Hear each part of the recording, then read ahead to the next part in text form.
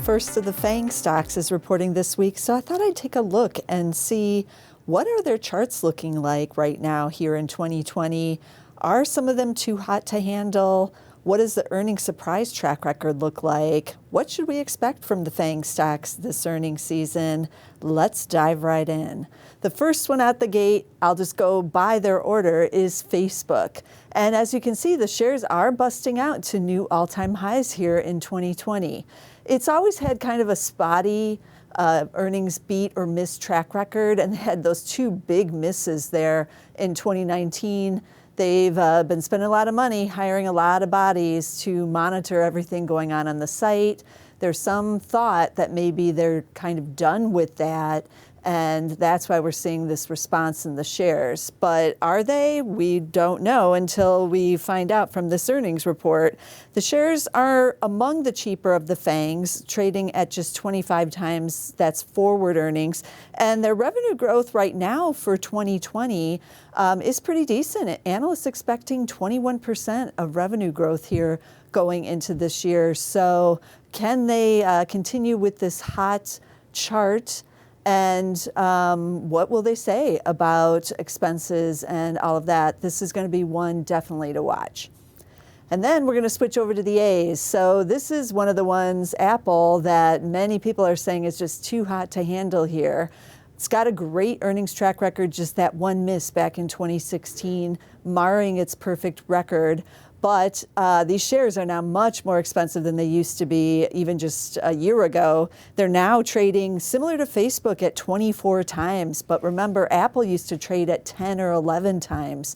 So to trade at 24 is no longer this value stock. Then taking a look at their revenue growth, 2020, they're on the fiscal year calendar. So this fiscal year, just 5.8% for the revenue growth. And next fiscal year, 8.2, so not even double-digit revenue growth. So got to be wondering, is this one too hot to handle? We will see. Then switching over to Amazon. Amazon's always kind of had a spotty earnings surprise record as well. They never really care if they beat or miss. They have put together a better track record since AWS has been giving them all that revenue. But last two quarters, they've had misses, and the stock has just kind of been treading water. This is one of the few that is not busting out to new highs here in 2020, and so that's going to be something to watch. They're trading at 71 times forward earnings, which actually is a little bit on the cheaper side for Amazon. It's traded much more expensively, over 100 times for several years in a row here. Revenue growth in 2020 expected to be 18.5%, so still doing that massive double-digit revenue growth, which is amazing for a company this size. Then switching over to Netflix, the one that is going to lead off the group on earnings. They have a great track record of beating just those two misses back in 2017. Of course, with this company, it's really all about subscribers and subscriber growth. But if you're just playing the earnings beat, you got to like your chances here with Netflix. This is another one where the shares are not busting out. Last breakout there was in 2018. But they have had some momentum off those 2019 lows. What does the actual fundamentals look like? Their PE is at 62 times forward earnings here, and revenue growth still expected to be really robust here as they're paying billions to grow those sales at 21.8%.